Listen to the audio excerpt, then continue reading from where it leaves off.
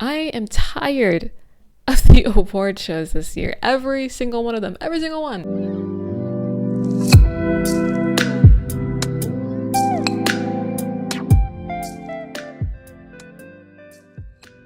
Welcome to my first ever video on this channel. Hi guys, I'm Tati and welcome to Tati Rambles, where I ramble about basically anything I want, but pretty much about anything in the media that I want to talk about. I think that we should rename every single award show that happened this year the Snub Awards. And that's what we're going to be talking about today. We're going to be talking about everything I essentially didn't like about the award shows this year and who I think got robbed and basically all my opinions. For legal reasons and so I don't get canceled, these are always my own opinions and everything is alleged.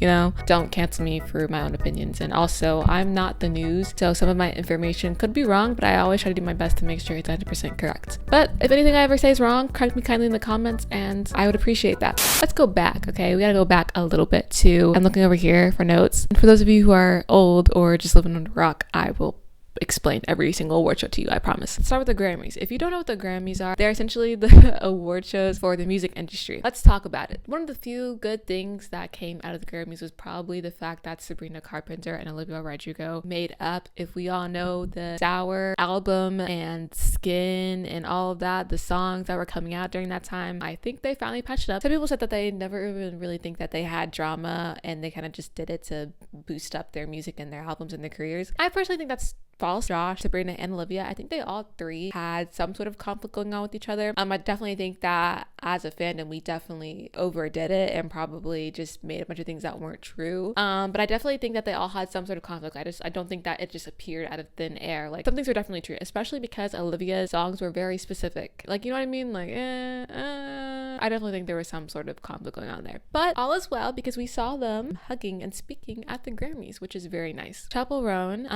very interesting individual. I appreciate her. I appreciate how unique and young she is, especially like when you're a room full of celebrities that have been doing this for years. Her standing out as much as she does, like purposely, just with her style and everything. She doesn't care to blend in, which I appreciate that about her. Her speech was very interesting. I think it's for whoever it's for. Like, if you don't understand the speech that she gave, then it just wasn't meant for you. Like, to be honest, I didn't even really fully understand the speech because, you know, I think she was just really nervous and things could have been maybe executed a bit better. But I think the speech was for whoever it was supposed to be for, all the young up-and-coming artists that are trying to make it in the industry. So I think she definitely did good on that speech, but she got so much hate for that speech. I told myself if I ever won a Grammy and I got to stand up here in front of the most powerful people in music, I would demand that labels and the industry profiting millions of dollars off of artists would offer a livable wage and healthcare, especially to developing artists.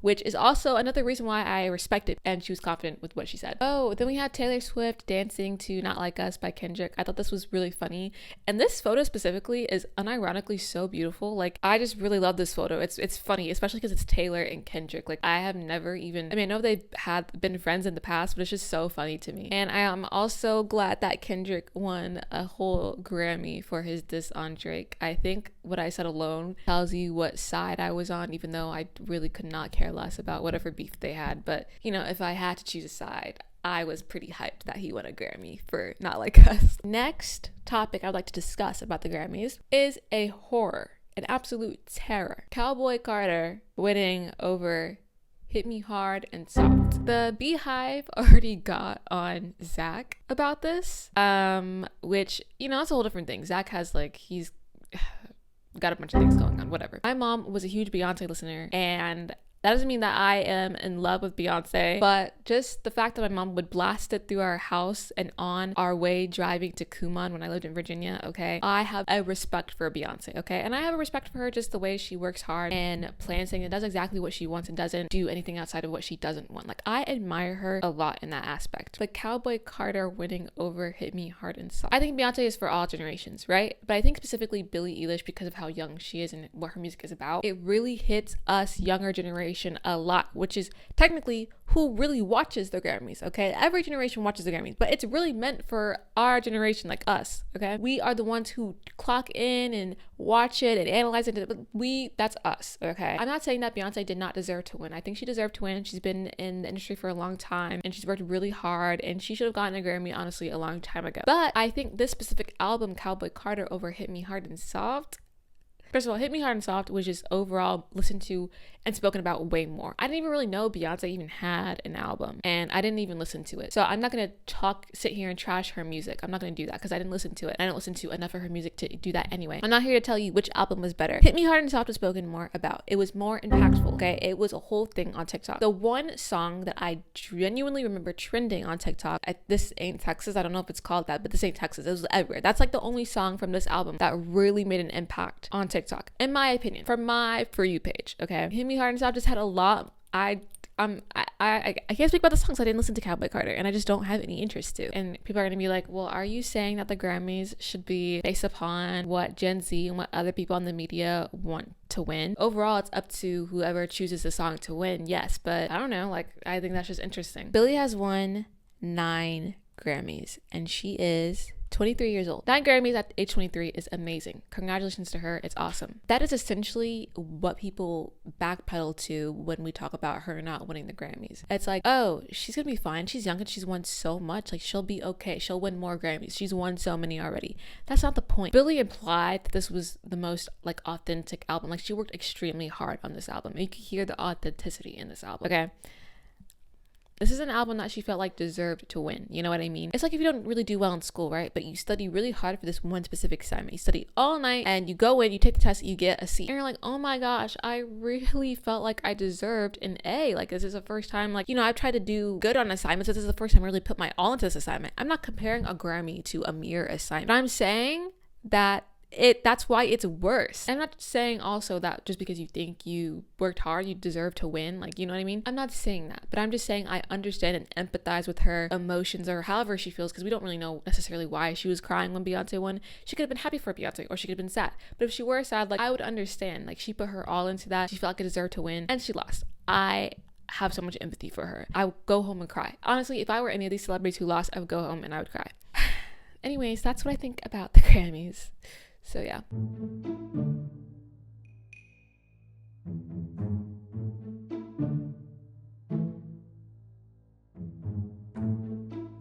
I don't really tune into the SAG Awards. SAG stands for Screen Actors Guild. What is the difference between the SAG Awards and the Oscars? SAG Awards mainly covers TV and film, where Oscars focuses solely on movies. That's interesting. That's news to me. Honestly, didn't really care for the SAG Awards. I don't really care for most of these awards. I kind of just tune in to figure out if my fave person won, and then I tune out. But for the SAG Award, the only thing I have to say about that is Timothée Chalamet's speech. He was getting so much hate on this speech. I can't downplay the significance of this award because it means the most to me.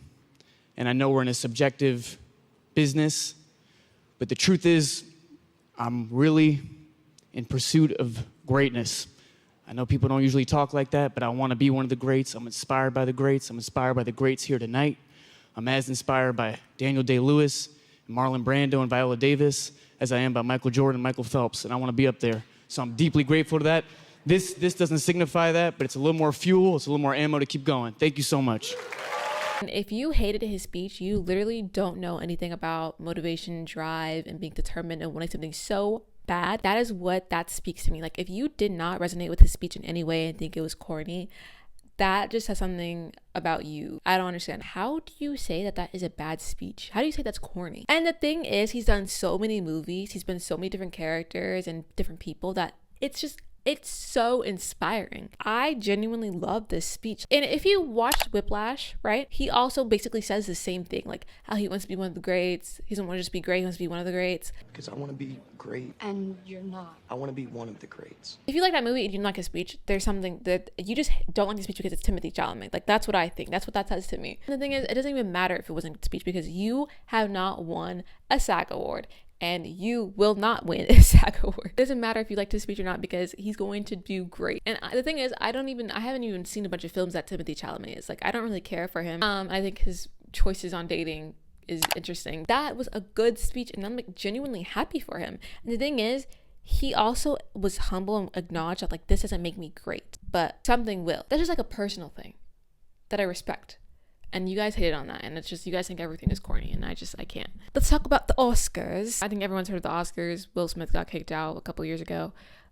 So firstly, that I thought was just really icky and just weird. Like, I genuinely just hate celebrity award shows. I'm so sorry. Creating the iconic, who named it iconic? Why is this kiss iconic? He literally went up there and kissed her without her permission while she had a husband. But anyway, Halle Berry kisses Adrian Brody on the Oscars. Let's watch. I'm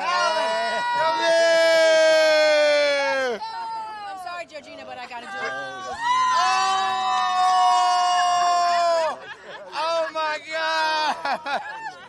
Best Oscar moment ever! I had to pay him back. Wow! I think this is definitely a good sign. Because Georgina said I could. Yeah. Talk about the coolest girl ever. Ever! So weird. His girlfriend looks so uncomfortable, and she was like, "Oh, I got permission." I don't even, it doesn't even matter. Like, it's weird. Why are you even thinking about this over 20 years later? He shouldn't have done it in the first place. Overall, they have a weird relationship. For her to like still think about that and be like, oh my gosh, let's create this iconic kiss. Like, who asked? Yeah, that's what I think about that, because that's weird. Next, my favorite is Mikey Madison winning Best Actress of the Year. And the Oscar goes to Mikey Madison. I'm honored to be recognized alongside all of you. This is a dream come true. I'm probably gonna wake up tomorrow. Thank you so much, Sean. I adore you. This is all because of you. Thank you. Proud of her. And she's so underrated, guys. Literally back in the old days when she was very new to fandoms and stuff, you didn't even know who Mikey Madison was. I knew who she was because, I liked her. But she did so much. Now let's talk about the ones who lost. A lot of controversy going on. Best Supporting Actress, which is Zoe Saldana. I think that's how you pronounce it. Jimmy Fallon, please tell me how to pronounce it. Zoe Saldana. I literally worshipped the ground she walked on when I found her in her peak days of playing Gamora. I used to just, I loved her so much. I loved every role she was in Avatar, as Neytiri. Loved her. But over time, I just realized that she just comes off as the most disingenuous person ever. I'm so sorry. Just look at the speech when she's asked about her role in Emilia Perez and the movie overall. Hello, Zoe. I'm Cristina Ibanez. I'm from Webedia, representing Sensa Cine, which is a Mexican outlet. I gotta say that it has been, a lot of things has been said about the movie, about trans people, about empowering women, but less has been said about Mexico, which is the heart of it. So what would you say about this, the heart of this movie, but also about the topic who is really hurtful for us Mexicans? First of all, I'm very, very sorry that you and so many Mexicans felt offended. That was never our intention. We spoke and we came from a place of love, and I will stand by that. I don't share your opinion. For me, the heart of this movie was not Mexico. We weren't making a film about a country. We were making a film about 4 women. Yes. And these women could have been Russian, could have been Dominican, could have been black from Detroit, could have been from Israel, could have been from Gaza. And these women are still very universal women that are struggling every day at trying to survive systemic oppression and trying to find their most authentic voices. So I will stand by that. But I'm also always open to sit down with all of my Mexican brothers and sisters and with love and respect, having a great conversation on how Emilia could have been done better. I have no problem. I welcome it. Thank you. Thank you so much. Congratulations. Thank you so much. Does this not just come off as, I'm sorry you felt offended, but I won and that wasn't our intention. Sorry. Okay, who cares if it wasn't your intentions? I mean, I guess the movie's done and over with. Like, what can they really do at this point? I think some sincerity would probably be nice. And she didn't write the movie, but I think she definitely had some control over some of it. And she could just be more sincere, in my opinion. I know there's some other things about her that people don't like that I just haven't really fully researched. Compared to the other people in that category, do I think she should have won? I really couldn't tell you. That's my thoughts on the yearly awards of 2025.